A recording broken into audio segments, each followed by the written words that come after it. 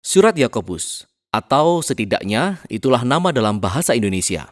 Jika dilihat dari bahasa Yunani, namanya adalah Yakobos, yang diterjemahkan dalam bahasa Ibrani menjadi Yaakov. Dan itulah mengapa kebanyakan terjemahan kuno dan modern mengubah namanya menjadi Yakobus. Demikianlah kita akan menyebut namanya dalam video ini. Ada banyak nama Yakobus dalam Perjanjian Baru. Dua di antaranya berasal dari lingkaran dalam 12 murid Yesus. Tapi surat ini datang dari Yakobus, saudara tiri Yesus. Nah, kita mengetahui kisah tentang Yakobus dari kitab Kisah Para Rasul dan dari surat-surat Paulus. Setelah Petrus pindah dari Yerusalem untuk memulai jemaat-jemaat baru, saudara tiri Yesus, Yakobus, menjadi terkenal sebagai pemimpin di gereja induk di Yerusalem. Sebagian besar jemaatnya terdiri dari orang Mesianik atau Kristen Yahudi.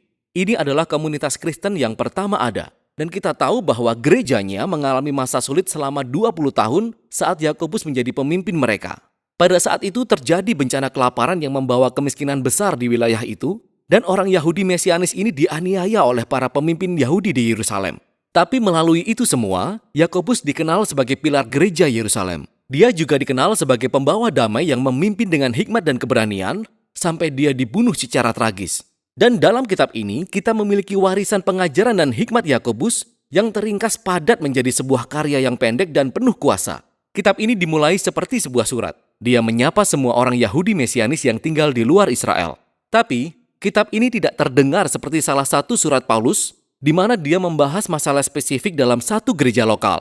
Melainkan kitab ini merupakan rangkuman hikmat dan kebijaksanaan Yakobus bagi setiap komunitas pengikut Yesus. Dan tujuan Yakobus bukanlah untuk mengajarkan informasi teologis baru, melainkan dia ingin masuk ke dalam urusan kita dan menantang bagaimana kita hidup. Kebijaksanaan Yakobus sangat dipengaruhi oleh dua sumber. Yang pertama adalah pengajaran Yesus tentang hidup dalam kerajaan Allah, terutama khotbah di bukit yang terus dikembangkan dan dikutip dalam kitab ini. Sumber pengaruh kedua adalah hikmat Alkitabiah dari kitab Amsal, terutama puisi dan Amsal dari pasal 1 hingga 9. Yakobus dibesarkan dengan Yesus dan dengan kitab Amsal, sehingga sekarang pengajarannya terdengar seperti keduanya. Ini ditandai dengan bahasa dan perumpamaannya. Kitab ini terdiri dari pidato-pidato hikmat menantang yang singkat, yang dipenuhi dengan metafora dan kalimat-kalimat pendek yang mudah diingat. Dan pada dasarnya, Yakobus sedang menyerukan kepada komunitas Mesianik untuk menjadi benar-benar bijaksana dengan hidup menurut Taurat yang diringkas Yesus menjadi mengasihi Allah dan mengasihi sesamamu seperti dirimu sendiri. Inti kitab ini ada dalam pasal 2 hingga pasal 5. Yang terdiri dari 12 pengajaran singkat yang memanggil umat Allah kepada pengabdian sepenuh hati kepada jalan Yesus. Dan secara bersama-sama semua pengajaran ini tidak mengembangkan satu ide pokok secara linear. Setiap pengajaran berdiri sendiri dan berakhir dengan kalimat pendek yang mudah diingat. Tetapi semua pengajaran ini terhubung melalui kata-kata dan tema-tema kunci yang diulang-ulang. Ini sangat keren. Pada pembukaan inti kitab ini terdapat dua pengajaran. Yang pertama tentang pilih kasih dan kasih. Yakobus memperlihatkan bagaimana kita cenderung menunjukkan kebaikan kepada orang-orang yang bisa memberi keuntungan bagi kita dan mengabaikan orang-orang yang tidak bisa, biasanya karena mereka miskin. Yakobus berkata bahwa ini bertolak belakang dengan kasih yang diajarkan Yesus. Dia melanjutkan dengan menunjukkan seperti apakah iman sejati itu dan yang bertentangan dengannya. Jadi, jika seseorang berkata bahwa mereka memiliki iman kepada Allah, tetapi mengabaikan orang-orang yang membutuhkan atau miskin, iman orang tersebut adalah mati katanya. Tindakan mereka bertentangan dengan pengakuan iman percaya mereka. Dan iman yang sejati selalu menghasilkan ketaatan pada ajaran Yesus. Nah, tertulis di sana-sini dalam bagian inti kitab ini, kita temukan 3 tempat berbeda di mana Yakobus mengembangkan pengajaran Yesus sendiri tentang perkataan kita. Jadi, dengan mulut yang sama kita menyakiti orang-orang dan kemudian memberikan pujian untuk Tuhan. Sangat kacau. Dan juga, kita menghakimi orang dan kemudian pergi menceritakan keburukan mereka di belakang mereka. Dan kita semua juga cenderung menyelewengkan kebenaran demi keuntungan kita sendiri. Cara kita membicarakan orang menyingkapkan isi hati dan nilai-nilai utama kita. Perkataan kita menunjukkan karakter kita yang sebenarnya. Yakobus juga percaya bahwa komunitas kerajaan Allah, seperti yang diajarkan Yesus, adalah tempat di mana pengkotak-kotakan yang dihasilkan oleh kekayaan dan status sosial dibongkar. Jadi, pertama-tama dia mengingatkan tentang keangkuhan yang muncul pada orang-orang yang percaya bahwa kekayaan akan ada padanya selamanya. Dia berkata, tidak, suatu hari nanti kekayaanmu juga akan membusuk sama sepertimu. Sebaliknya, umat Allah harus hidup dengan kesabaran dan pengharapan akan kedatangan Yesus kembali untuk memulihkan segala sesuatu. Dan ini harus menginspirasi kehidupan doa yang penuh dengan iman. Nah, di bagian ini dalam kitab ini, semua pengajaran ini penuh kuasa dan lebih dari waktu yang kita miliki untuk menonton video ini. Tetapi serius, bacalah semuanya dan dengan perlahan-lahan.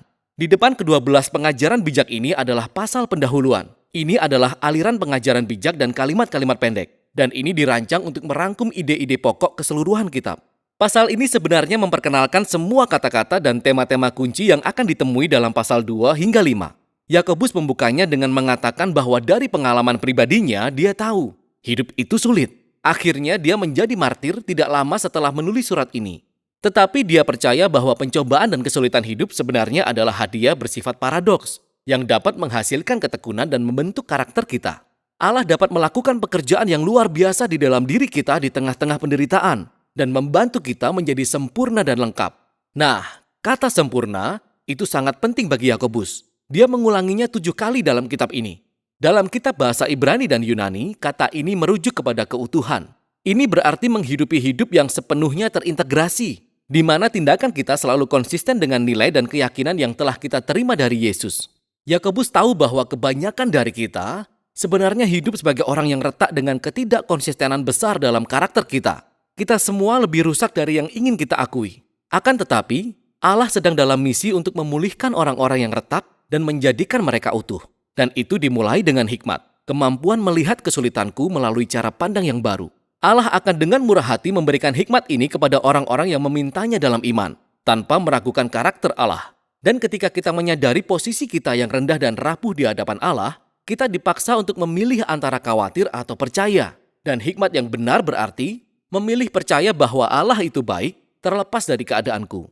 Jadi, jika kemiskinan yang memaksa kita mengalami masa-masa sulit dalam hidup, Yakobus berkata, cobalah dan lihatlah itu sebagai hadiah yang memaksa engkau untuk percaya kepada Allah saja. Dan di samping itu, kekayaan adalah fana. Semuanya akan berlalu seperti bunga rumput di musim panas. Jadi ketika kita mengalami masa-masa sulit, jangan menyalahkan Tuhan. Melainkan biarkan keadaan itu mengajarkan kita apa yang diajarkan Yesus tentang karakter Allah. Bahwa Allah itu murah hati, bahwa Dia ada di sana untuk menjumpai kita dalam penderitaan kita, dan bahwa Dia dapat dipercaya.